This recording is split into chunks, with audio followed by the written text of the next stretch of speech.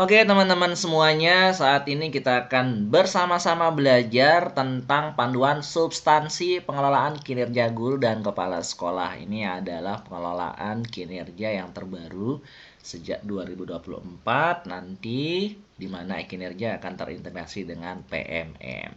Teman-teman sekalian, jadi akan lebih mudah dan simpel untuk teman-teman membuat e-kinerja dan tentu saja lebih bermakna. Tentu saja sebelum kita lanjut, saya akan disclaimer dulu bahwa bahan belajar yang saya sajikan ini sumbernya resmi dari Kemendikbudristek dan tim pengembang teknologi. Yang slide paparan ini juga akan saya tautkan linknya di video ini. Oke, teman-teman sekalian, ini kita sama-sama belajar ya teman-teman tentang panduan substansi pengelolaan kinerja guru dan kepala sekolah. Cakupan informasi pada dokumen ini. Yang pertama, mengapa transformasi pengelolaan kinerja. Di sini akan dibahas tentang angka kredit, mengapa perlu transformasi pengelolaan kinerja, ciri-ciri transformasi pengelolaan kinerja. Kemudian yang kedua, apa dan bagaimana pengelolaan kinerja guru dan kepala sekolah. Manfaat pengelolaan kinerja, variabel pengelolaan kinerja, praktik kinerja, perilaku kerja, pengembangan kompetensi, dokumen akuntabilitas. Dan yang ketiga, bagaimana proses penilaian dalam pengelolaan kinerja. Di sini akan diilustrasikan penilaian dalam pengelolaan kinerja. Penting teman-teman, baca dan pelajari dokumen ini sebelum mulai mengisi form pengelolaan kinerja di platform Merdeka Mengajar. Tenang ya, nanti linknya akan saya tautkan di video ini. Oke, teman-teman sekalian, kita lanjut. Transformasi pengelolaan kinerja guru dan kepala sekolah. Mengapa transformasi pengelolaan kinerja? Mengapa sih perlu transformasi pengelolaan kinerja? Transformasi pengelolaan kinerja guru dan kepala sekolah. Tentu saja ini sebagai bagian dari transformasi pengelolaan ASN yang dicanangkan oleh Presiden Joko Widodo. Menpan RB melakukan transformasi pengelolaan kinerja yang diatur melalui. Nah, ini perlu dicatat nih teman-teman ya. Legal standingnya, yuridisnya Permen Pan RB nomor 6 tahun 2002. Tahun 2022, maaf, tentang pengelolaan kinerja pegawai aparatur sipil negara. Kemudian yang kedua, Permen Pan RB nomor 1 tahun 2023 tentang jabatan fungsional. Nah, teman-teman sekalian, bagaimana sih angka kredit sebelumnya ya? Bagaimana angka kredit sebelumnya diperhitungkan sebelum diberlakukannya Permen Pan RB nomor 1 tahun 2023 tentang jabatan fungsional ini. Jadi seperti ini teman-teman sekalian, angka kredit diperoleh dari pelaksanaan butir-butir kegiatan yang diajukan melalui daftar usulan penilaian angka kredit atau DUPAK. Semakin banyak butir kegiatan yang dilaksanakan, semakin besar angka kredit yang diperoleh. Setiap butir kegiatan memiliki bobot angka kredit yang berbeda. Semakin besar bobot butir kegiatan, semakin besar angka kredit yang diperoleh. Nah, ini dia teman-teman. Angka kredit diperhitungkan sebelum Permen Pan RB nomor 1 tahun 2023 diterbitkan. Ya, ini adalah tabel kolom butir kegiatannya, kemudian ini angka kreditnya ya. Kemudian terlaksana ya, kuantitasnya, kemudian total angka kreditnya didapatkan seperti ini. Ya. Ini sebelumnya. Nah, sekarang bagaimana setelahnya? Ya. Bagaimana angka kredit sekarang diperhitungkan ya? Sekarang angka kredit itu diperhitungkan seperti ini teman-teman sekalian. Yang pertama, penilaian kinerja pegawai. Kemudian, setelah dilakukan penilaian kinerja pegawai, maka penetapan predikat kinerja. Ya, penetapan predikat kinerja. Nah, setelah itu baru dikonversi ke angka kredit. Lalu penjelasannya, angka kredit didapatkan melalui penetapan predikat kinerja atas pemenuhan ekspektasi pimpinan terkait tujuan dan sasaran organisasi. Predikat kinerja dikonversi menjadi angka kredit dengan mengalihkan koefisien angka kredit dengan faktor pengali predikat kinerja. Kita lihat nanti di tabel sebelahnya ya teman-teman ya. Besaran angka kredit tidak lagi dipengaruhi oleh jumlah kegiatan yang dilaksanakan. Jadi simulasinya seperti ini teman-teman ya. Predikat kinerja misalnya sangat baik untuk jenjang ahli muda. Nah, angka kreditnya bagaimana perhitungannya? Sangat baik, itu 150% sebagai faktor pengali. Kemudian eh, ahli muda itu ya koefisien angka kredit tahunannya 25 ya. Nah, 25 kali 150% maka didapatkan angka kredit 37,5. Nah, di sini teman-teman bisa melihat predikat kinerjanya. Ini sangat luas sekali teman-teman sekalian ya. Sangat baik. Faktor pengalinya 150%, baik 100%, cukup 75%, kurang 50%, sangat kurang 25%. Lalu di sini ada jenjang ya, teman-teman sekalian. Nah, di sini ada jenjang ahli pertama, ahli muda, ahli madya, ahli utama. Lalu dilengkapi dengan koefisien angka kredit tahunannya. Ahli pertama itu 12,5. Kemudian ahli muda 25, ahli madya 37,5 dan ahli utama 50. Seperti itulah angka kredit diperhitungkan sekarang. Oke. Teman-teman, mengapa perlu transformasi pengelolaan kinerja guru dan kepala sekolah? Perspektif Kemenpan RB, ya. Bagi pegawai, alat dalam merencanakan, melaksanakan, dan meningkatkan kinerja sesuai ekspektasi pimpinan.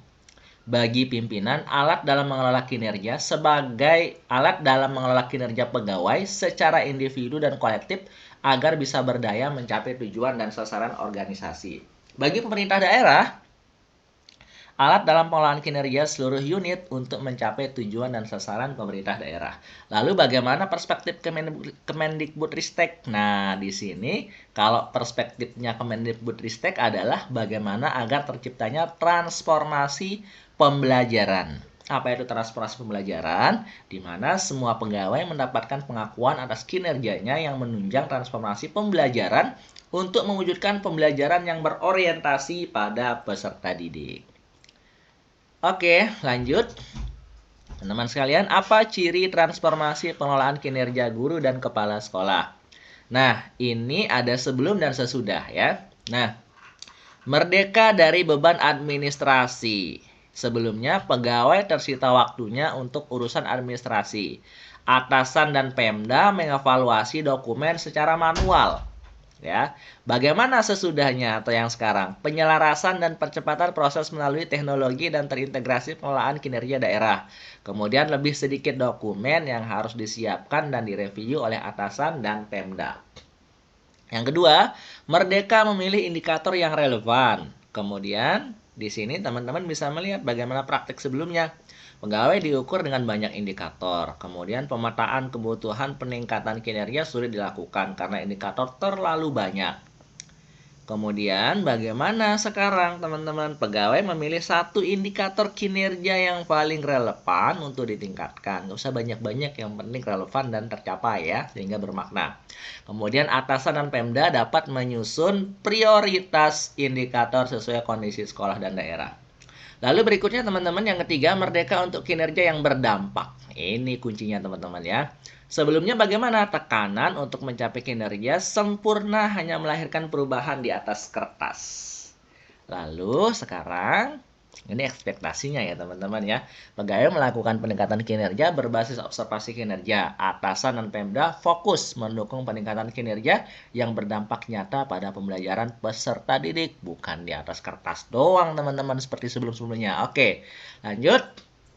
Nah, di sini teman-teman sekalian telah terbit regulasi teknis berupa Perdirjen untuk mendukung penerapan pengelolaan kinerja guru dan kepala sekolah melalui PMM. Perdirjen GTK nomor 7607 garing B.B1 garing HK 03 2023 tentang petunjuk teknis pengelolaan kinerja guru dan kepala sekolah. Bisa kita ubek-ubek tuh teman-teman perdirjennya ya. Lanjut. Apa dan bagaimana pengelolaan kinerja guru dan kepala sekolah?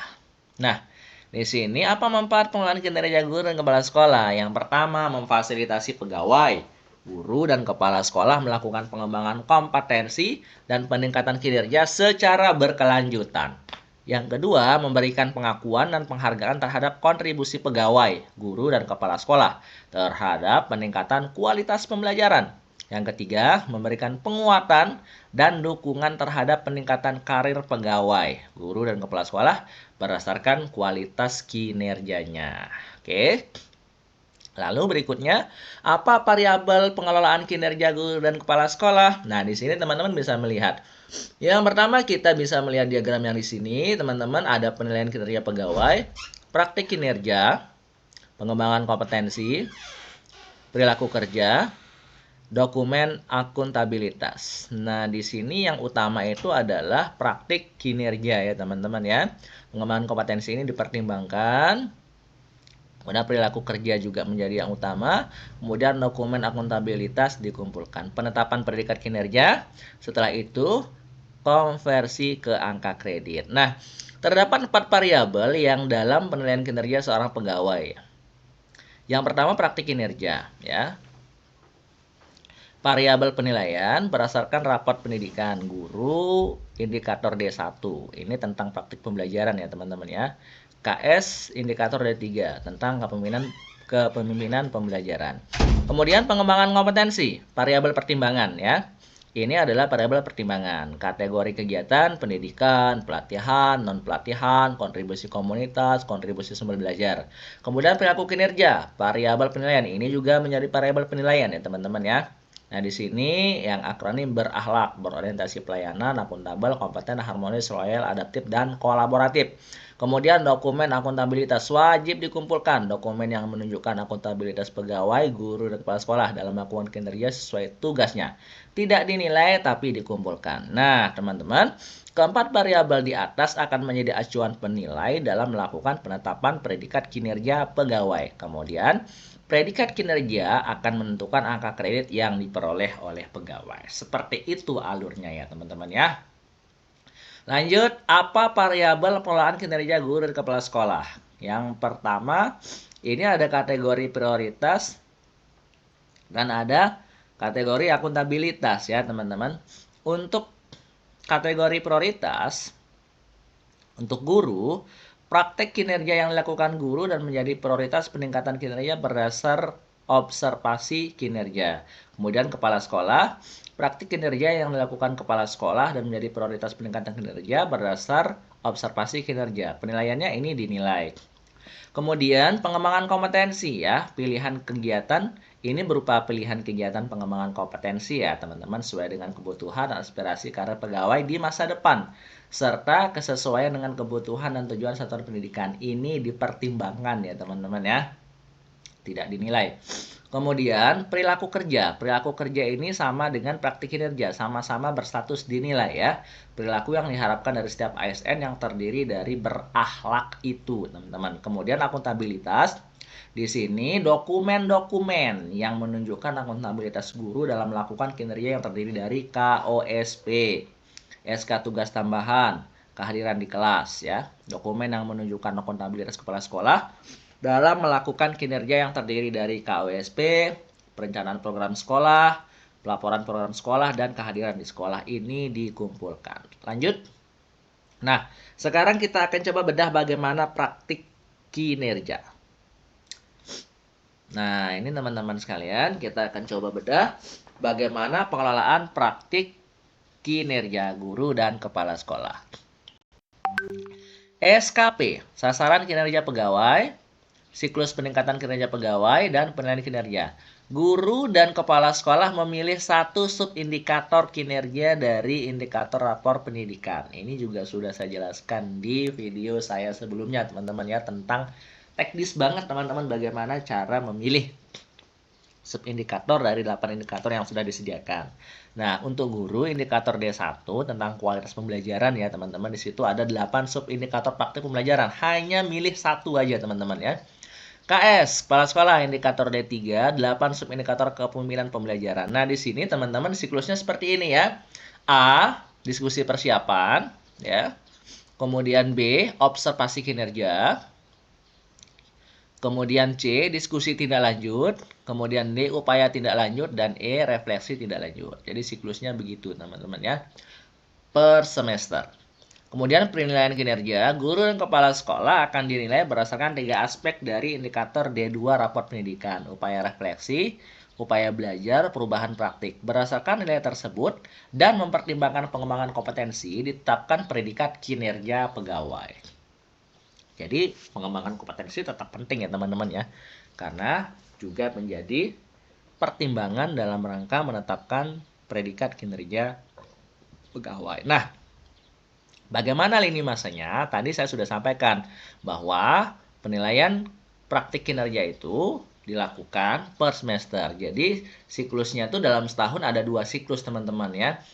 Jadi setiap semester dilakukan siklus praktik penilaian kinerja. Nah, di sini mulai dari Januari ini SKP-nya dibuat ya. Kemudian Februari diskusi persiapan, kemudian Maret observasi kinerja, diskusi tindak lanjut, April, Mei itu upaya tindak lanjut, dan Juni refleksi tindak lanjut dan penilaian. Kemudian Juli sampai Desember dilakukan siklus yang sama seperti di Januari sampai di Juni ya. Juli SKP, Agustus diskusi persiapan, September observasi kinerja, diskusi tindak lanjut, Oktober November upaya tindak lanjut, Desember refleksi tindak lanjut dan penilaian. Nah, teman-teman sekalian, seperti ini penjelasannya ya, seperti apa siklus pengelolaan praktik kinerja guru dan kepala sekolah. Pengelolaan praktik kinerja adalah upaya mendukung pegawai melakukan peningkatan kinerja pada satu indikator kinerja pilihan melalui siklus peningkatan kinerja yang terdiri dari. Nah, ini yang saya jelaskan tadi teman-teman ya. Diskusi persiapan, upaya merumuskan fokus perilaku, upaya mempelajari dan jadwal observasi kinerja. Kemudian observasi kinerja. Observasi yang bertujuan menentukan batas dasar kinerja sebelum melakukan upaya peningkatan kinerja. Observasi kinerja bukan untuk melakukan penilaian. Diskusi tindak lanjut, upaya merefleksikan hasil observasi kinerja, upaya tindak lanjut yang akan dilakukan, dan kebutuhan dukungan untuk peningkatan kinerja. Upaya tindak lanjut, upaya melakukan pengembangan kompetensi yang dibutuhkan untuk peningkatan kinerja. Ini belajar nih ya, pelatihan mandiri bentuknya nanti. Kemudian, refleksi tindak lanjut, upaya merefleksikan nilainya termasuk identifikasi capaian, tantangan, dan rencana perbaikan. Nah, teman-teman sekalian, SKP sasaran kinerja pegawai 8 pilihan indikator praktik kinerja. Ada 8 sub indikator turunan dari indikator D1 kualitas pembelajaran pada rapor pendidikan. Guru memilih satu sub indikator untuk ditingkatkan melalui siklus peningkatan kinerja. 8 pilihan indikator dapat diubah sesuai prioritas pendidikan nasional. Nah, di sini teman-teman sekalian ada 8 indikator. Yang pertama keteraturan kelas, keteraturan suasana kelas, penerapan disiplin positif, umpan balik konstruktif, perhatian dan kepedulian, ekspektasi pada peserta didik, aktivitas interaktif, instruksi yang adaptif, dan instruksi pembelajaran. Itu 8 indikator yang dipilih satu saja teman-teman sekalian. Kemudian untuk 8 indikator praktik kinerja kepala sekolah sama ada 8 juga ya. Saya bacakan: memandu perencanaan pembelajaran, komunikasi visi misi satuan pendidikan, presentasi program sekolah, refleksi perubahan kurikulum satuan pendidikan, aktivasi kegiatan kualitas belajar, siklus peningkatan kualitas praktik pembelajaran, menceritakan praktik baik kepemimpinan, refleksi program pengembangan kompetensi guru. Itu untuk kepala sekolah. Sama ya teman-teman. Dipilih juga salah satu dari 8 indikator yang tersedia. Oke, teman-teman sekalian, bagaimana penilaian praktik kinerja dilakukan ya? Mengacu pada siklus peningkatan kinerja pegawai. Di samping yang ini maksudnya ya teman-teman ya, siklusnya dijabarkan bagaimana pejabat penilai kepala sekolah atau pengawas sekolah menilai praktik kinerja pegawai, guru, dan kepala sekolah di setiap tahapan siklus peningkatan kinerja pegawai. Nah, di sini teman-teman sekalian kita coba lihat upaya refleksi. Pejabat penilai menilai bagaimana upaya pegawai melakukan refleksi untuk menyadari kesulitannya dalam peningkatan pembelajaran dengan mempertimbangkan kualitas refleksi pada C. Diskusi tindak lanjut ya, kemudian kualitas pada refleksi tindak lanjut observasi kelas. Upaya mempelajari, pejabat penilai melihat bagaimana upaya pegawai mempelajari dan menguasai kompetensi yang dibutuhkan untuk peningkatan kinerja berdasarkan hasil observasi kelas dan hasil refleksi dengan mempertimbangkan kualitas refleksi terhadap penyelesaian upaya tindak lanjut pada refleksi tindak lanjut. Nah, perubahan praktik,